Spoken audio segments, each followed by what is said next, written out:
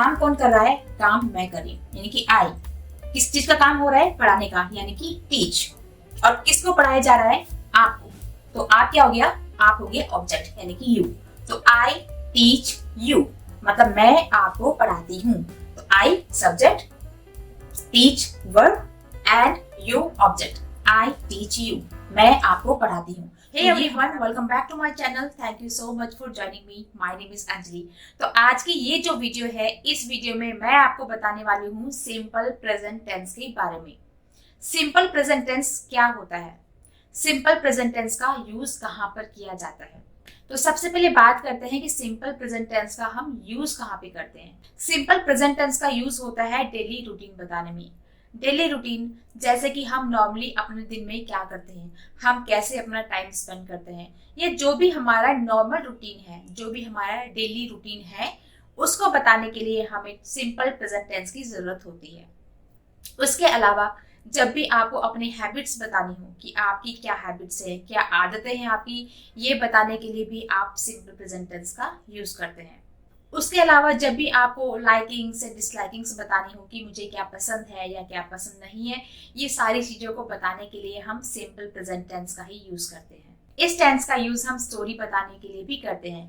जैसे मैं वहां जाती हूँ, फिर वो मेरे पास आता है, वो मुझसे पूछता है, फिर मैं उसे फोन देती हूँ। तो इस तरीके से जब हम कोई स्टोरी बताते हैं, उस स्टोरी को बताने के लिए भी हम सिंपल प्रेजेंट टेंस का यूज कर सकते हैं। तो चलिए अब देखते हैं कि सिंपल प्रेजेंट टेंस में हमने सेंटेंसेस बनाने कैसे हैं। सिंपल प्रेजेंट टेंस में एक सेंटेंस बनाने के लिए हमें चाहिए होता है एक सब्जेक्ट, एक वर्ब एंड एक ऑब्जेक्ट।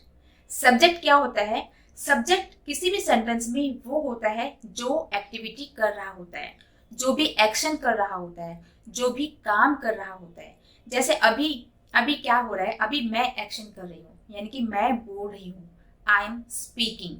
अभी मैं सिखा रही हूँ, आई एम टीचिंग। तो जो भी पढ़ाने, सिखाने, बोलने, नाचने, गाने का जो भी काम हो रहा है, जो भी काम कर रहा है, उसको हम कहेंगे सब्जेक्ट।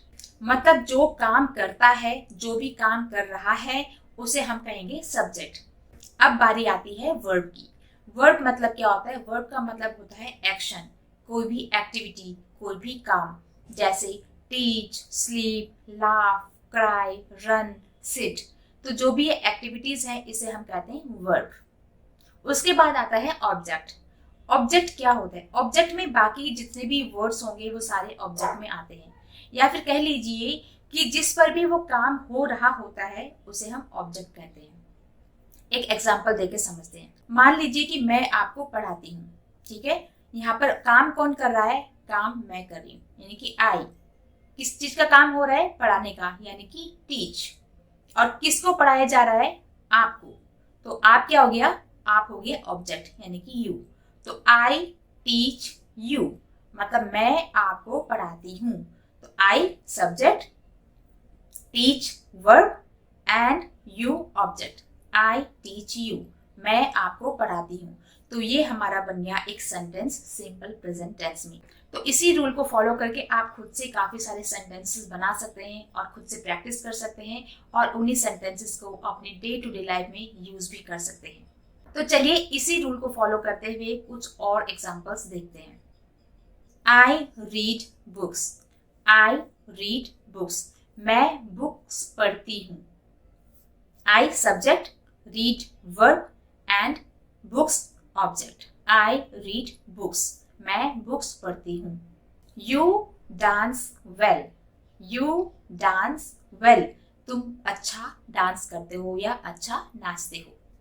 आई रन डेली, मैं रोज दौड़ता हूँ। I subject, run verb and daily क्या है? ऑब्जेक्ट है। आई रन डेली, मैं रोज दौड़ता हूँ। शी रन्स डेली, वह रोज दौड़ती है। शी हो गया आपका सब्जेक्ट, रन्स हो गया आपका वर्ब एंड डेली हो गया आपका ऑब्जेक्ट। यहाँ पर आप एक क्वेश्चन पूछ सकते हैं कि जब आई के साथ हमने रन लगाया है, तो शी के साथ हमने रन्स क्यों लगाया? इसके लिए मैं first, second and third person पे एक वीडियो बना चुकी हूँ। अगर आपको अच्छे से समझना है तो आप वो वीडियो देख सकते हैं।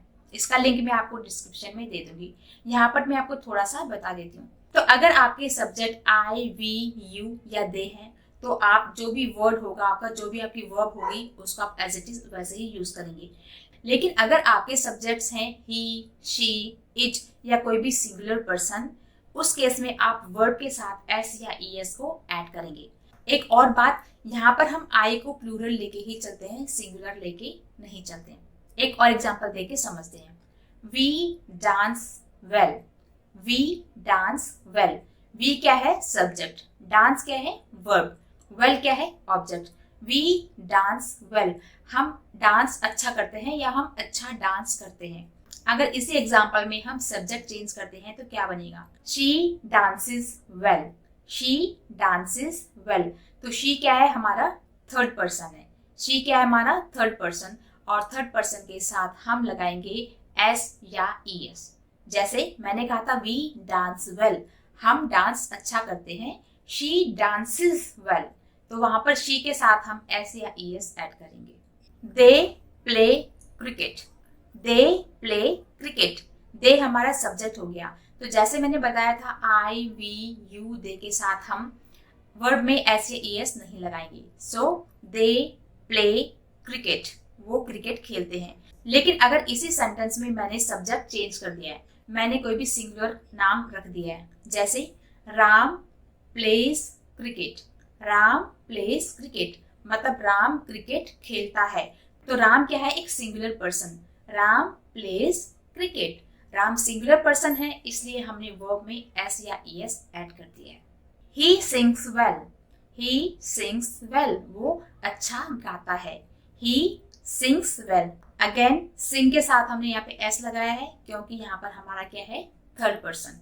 ही, शी, इट के साथ एस या ईएस लगाएंगे। आई, वी, यू, दे के साथ हम नॉर्मल जो भी वर्ब हमारा होगा हम उसको ऐड करेंगे। आई राइट लेटर्स, मैं लेटर्स लिखता हूँ। You write letters, you write letters, तुम लेटर्स लिखते हो। ही रन्स फास्ट, वो तेज दौड़ता है। आई लव पिज्जा, आई लव पिज्जा, मुझे पिज्जा पसंद है। लेकिन इस सेंटेंस में अगर मैं सब्जेक्ट चेंज कर दूं तो क्या आएगा? I love pizza, he loves pizza, she loves pizza. लेकिन we love pizza, you love pizza, we love pizza, they love pizza. ठीक है, तो आई, वी, यू, दे के साथ हमने जो भी हमारा वर्ब होगा हम उसको एज इट इज वैसे ही रहने देंगे। लेकिन अगर ही, शी, इट या कोई भी सिंगुलर पर्सन है, उस केस में हम वर्ब के साथ एस या ईएस जरूर ऐड करेंगे। I cook dinner, I cook dinner मतलब मैं खाना बनाती हूँ। कब का? रात का। डिनर मीन्स रात का खाना। The baby loves, the baby loves, subject क्या है? द बेबी, और एक्शन क्या है? वर्ब क्या है? लाफ।